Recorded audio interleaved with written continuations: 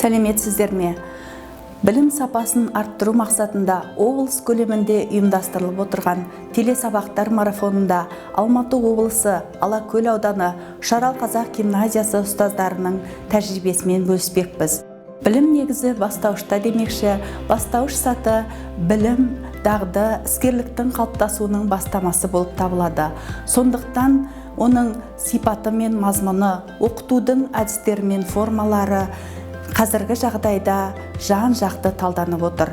Бастауыш сыныптың негізгі міндеттері жеке тұлғаны дамытып, оның алғашқы қалыптасуын қамтамасыз ету, білімге деген сенімін нығайту, іскерлігі мен дүниетанымын қалыптастыру, пәнге деген қызығушылығын оятып, ынтасын арттыру болып табылады.